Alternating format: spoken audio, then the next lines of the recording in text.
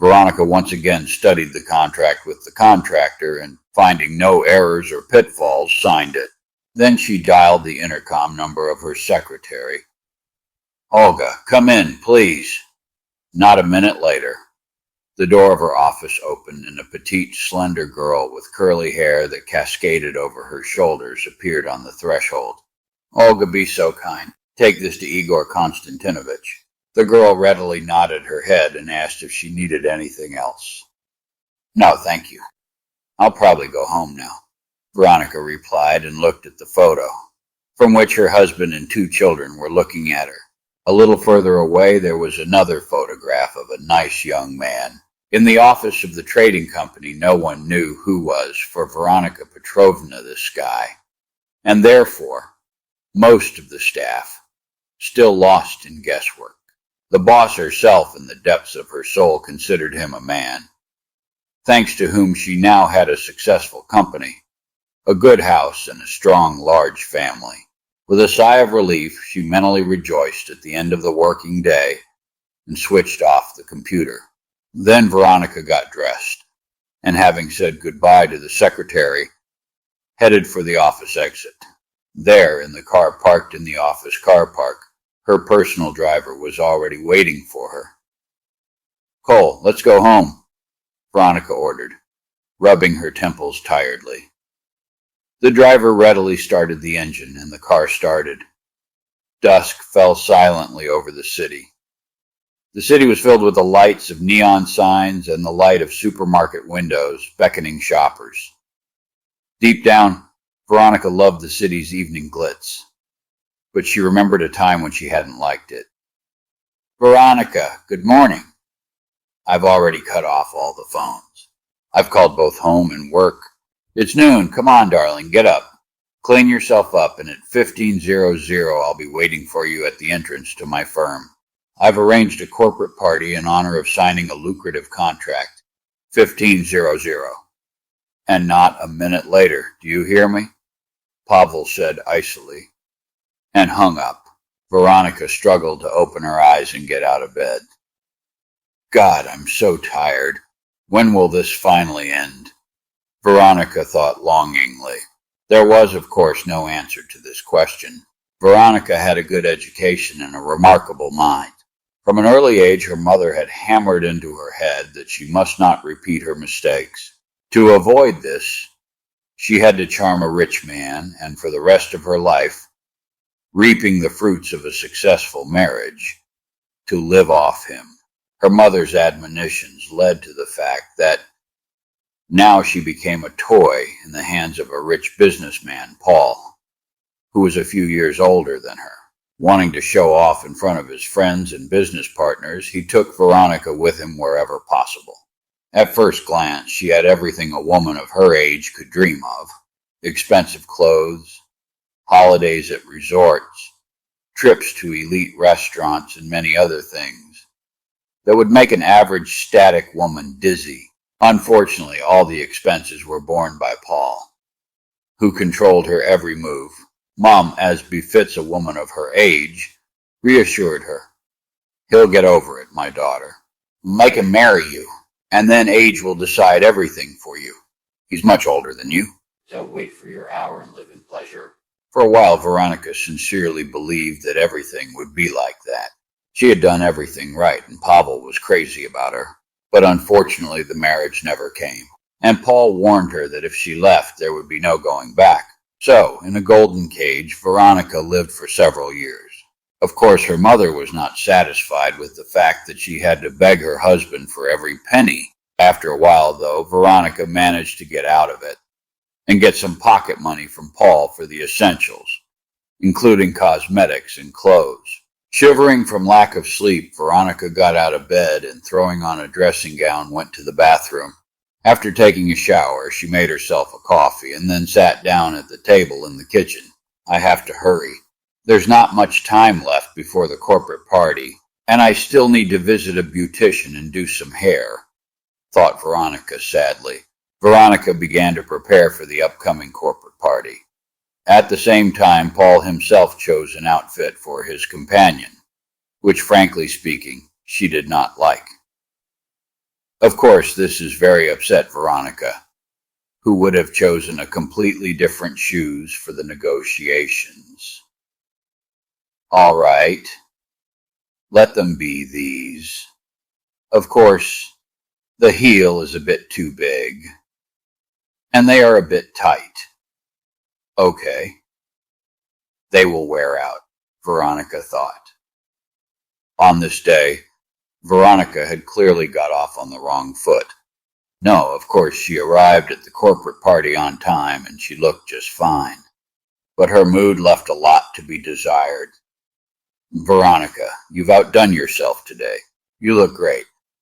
My partner's wife even choked with envy. Paul whispered in her ear.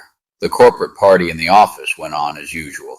Pasha, together with Veronica, went from one group of people to another, never ceasing to brag to everyone about his spectacular companion.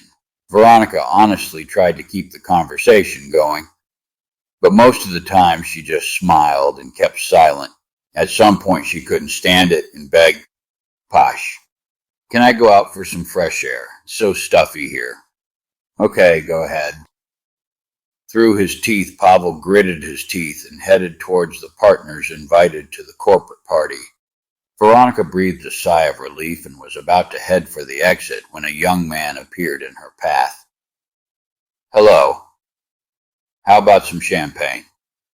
Without any transition, he asked, and unceremoniously handed Veronica a glass. But she only blushed embarrassedly and shook her head.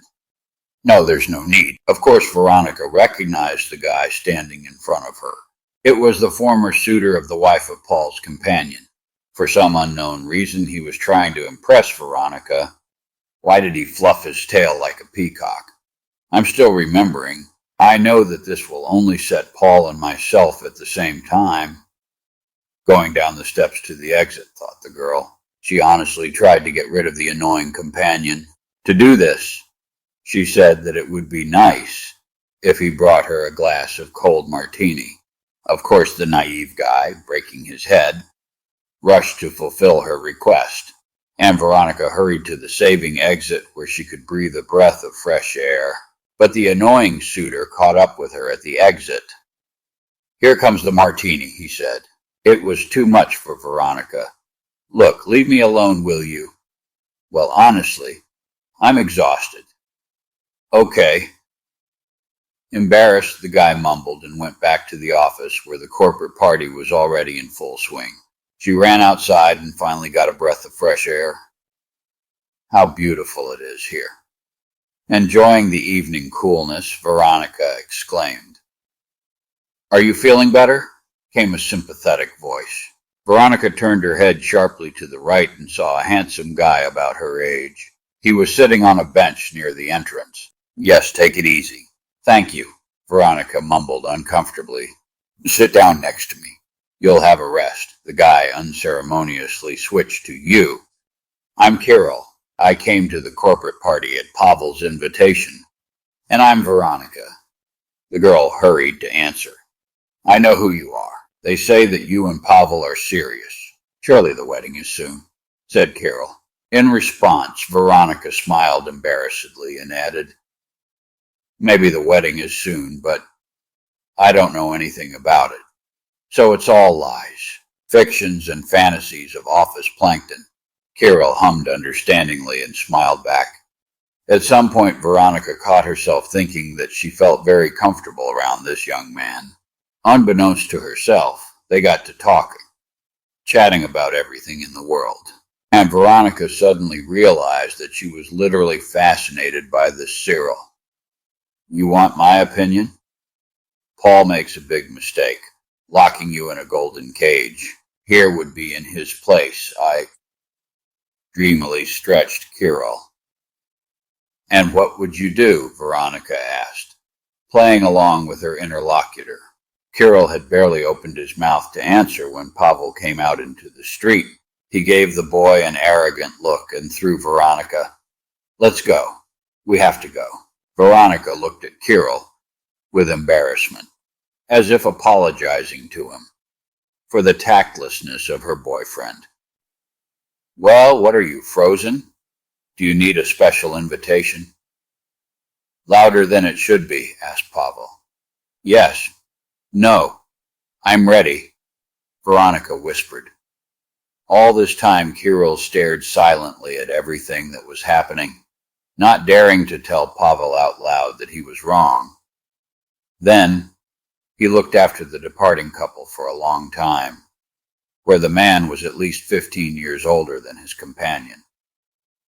For Veronica, the long, joyless days dragged on again. Pavel had become unbearable. His words were constantly filled with unconcealed jealousy, and sometimes with anger. At some point, Veronica could not stand it and said, You know what, darling? If you don't like something, I can leave. After her insolent and decisive answer, Pavel immediately became embarrassed and went backwards. All right. Don't get so hot. What you can't say in a joking conversation, Pavel tried to rehabilitate himself. In response, Veronica only sighed bitterly and turned away to the window. A month had passed since the memorable corporate party. One day Veronica's mother came to visit, and she started right from the doorstep. You know, daughter, I've realized everything. I gave you bad advice. You have to leave that jealous Moor and look for a man of your liking. Well, it's not news anymore, Mom. I realized it myself long ago. But where can I find a man to my heart's content? And Pavel won't let me go. He's got connections everywhere. In case of what, he will arrange a sweet life for me, and he will spoil you too, Veronica answered. She knew what she was talking about and felt in her heart that Pavel was not to be trifled with. One day he came home early and brought 2 tickets to a concert of Russian pop stars. That's it. They say that only the stars of the capital will be. I paid a lot of money for these tickets. So tomorrow we'll go together. Prepare yourself and be at your best, said Pavel. Can I stay home? I'm not feeling well, she asked hopefully. What's wrong with you? It happens once in a lifetime. Are you getting old? You've become a homebody. You're about to bake pies and preserve cucumbers. Pavel couldn't help but sneer. I really don't want to go to this concert, Veronica answered. She doesn't want to go. Let's not get into this mess, okay? Just keep in mind that tomorrow night we're going to a concert. My friends and partners and their wives will be there. I have to match them, Pavel announced in a tone that did not tolerate any objections. Okay, I agree. The next day, Veronica had to go to the concert alone. At the very last moment, Pavel called her and said that he had urgent business. He decided to make fun of her. Checking. Apparently, whether I go or not, shivered, thought Veronica. What was the girl's surprise when her neighbor on the purchased seats turned out to be none other than Kirill. What a meeting. If Pavel didn't have so many connections. Then probably after the concert I would have gone with Kirill to a cafe or even to a restaurant, Veronica thought wistfully, sighing sadly. The girl chased away the annoying fantasies and tried to focus her attention on the concert, which she did not like from the beginning. At intermission, she tried to call Pavel. Honey, are you going to be there or not? Pavel's answer struck her with its categorical nature. No, I won't. I have a lot of things to do here. I'm afraid I won't be able to sort them out until morning, the man said, and hung up. Veronica sighed sadly. At that very moment, an annoying thought arose in her head. What if, at this very moment, Pavel is in the arms of another woman, and I have a theoretical chance to break up with him? But however it was, she still had to finish the concert. During the performance of a famous performer sitting next to Kirill suddenly, furtively slipped into her hand, some folded in several times a sheet. A note, Veronica guessed, but she did not dare to unfold it during the concert. After the performances were over, she left the hall before everyone else. People still applauded the performers and asked them to sing an encore. At that time, Veronica, having closed herself in the ladies' room, unfolded the note and saw that on the notebook there was a phone number. The girl immediately guessed who it belonged to and entered it into her phone under an assumed female name. She threw the note herself into the rubbish bin and, as if nothing had happened, headed for the exit. Veronica spent several days gathering her courage to call Cyril. Finally, she did it, and to her great amazement, was immediately invited to a cozy cafe in a quiet, inconspicuous part of town. That's how Veronica and Cyril found out that they liked the same kind of ice cream and were fans of old Hollywood films like Gone with the Wind or The Godfather. After the first romantic date, Veronica was literally floating on clouds of happiness. Yes, she was in love for the first time in her life. Now they saw Cyril almost every day, plunging into a loving maelstrom of bodily passions and tenderness. Honey, we need to decide something. Endlessly, this cannot continue, said once Cyril. And what to solve? What exactly do you mean? Veronica became wary. You're like a little girl, for God's sake. We love each other, don't we? And that means we should be together, answered Cyril. It's impossible. Pasha won't let me go. Why won't he let you go? Sure he will. I've already thought of everything. Your problem is that you always look like an A+, and you just try to make yourself look worse. And then, mark my words, Pavel will turn his attention to another hottie. Veronica had a smile on her face. Yeah, it's a thought. You can try, of course. But I do not really believe in the success of this idea, said the girl ironically. But Cyril only waved away. Don't worry, he said. I'll arrange everything. And again the days dragged on, similar to each other, like twin brothers. During the day, Veronica accompanied Paul everywhere, and in the evening, again met with Cyril. Following the set goal, she deliberately tried to look worse, which immediately earned Paul's disapproving look. Well, what did I tell you? Now he'll be attracted to a new pasha, and in the meantime you can easily get rid of him, exclaimed Cyril happily. Honey, in your beautiful theory, you made one mistake. You see, I have no money at all. And for the first time, they will need a lot of it, said Veronica sadly. I believe you, but I have money. I will do everything as it is necessary, answered Cyril, and he really did everything as it was necessary. He rented a flat and for a while even provided Veronica with money. That's it, darling. Make up your mind. It's now or never, Cyril said. But Veronica still couldn't make up her mind to take such a responsible step. At first she thought it was not real, but when all the problems were solved, and it was only left to pack and leave, she felt uncomfortable. Okay, you got it, she said. Paul is going to a poker club with his friends on Saturday, and I'll be on my own. That's great. That's the best news I've heard in days. So it's all settled on Saturday. All right, it's a deal. Don't change your mind, exclaimed Cyril. Don't worry. I always keep my word. Veronica replied with a smile. The week flew by, and on Saturday, Veronica was already sitting in an unfamiliar flat rented by Cyril, and with her heart beating frantically, listening to every rustle. She still couldn't believe that she had done it. Finally, having coped with the initial excitement, she slowly began to come to her senses. Well, here I became really free from this miser tyrant.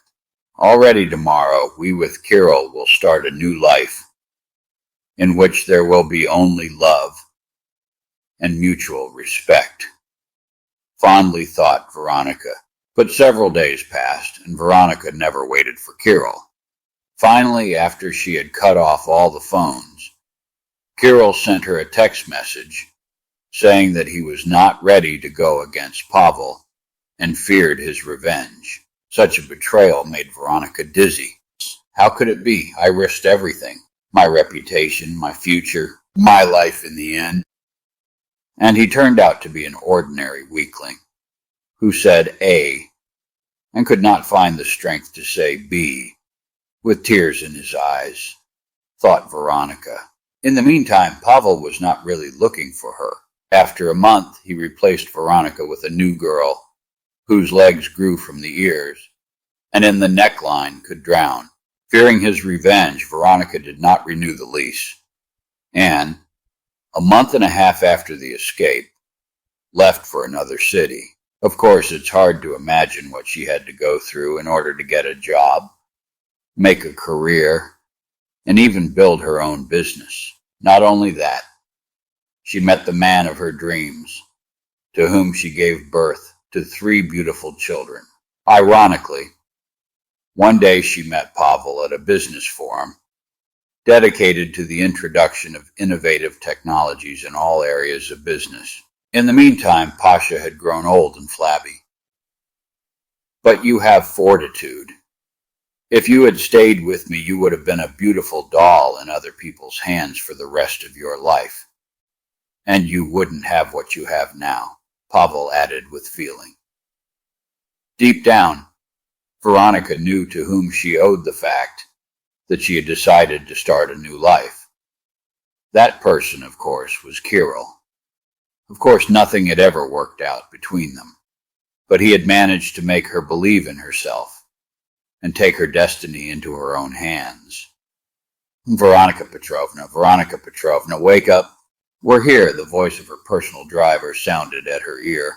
She gradually came to her senses and, leaving the abyss of sweet memories, returned to reality. Now, she was driving home from work, and behind the wheel of her car sat the chauffeur, Nikolai. Yes, of course. Thanks, Call. I dozed off a little and saw my past. Veronica replied. The driver nodded understandingly and carefully parked the car in front of Veronica's house. Well, here we are. Have a nice evening, Veronica Petrovna. And you too, Cole. Tomorrow you don't have to come early. I plan to get to the office by 12. Veronica said goodbye and left the cozy interior of the car. Then she waved goodbye to the driver and headed for her husband and children, who welcomed her at the doorstep with a smile.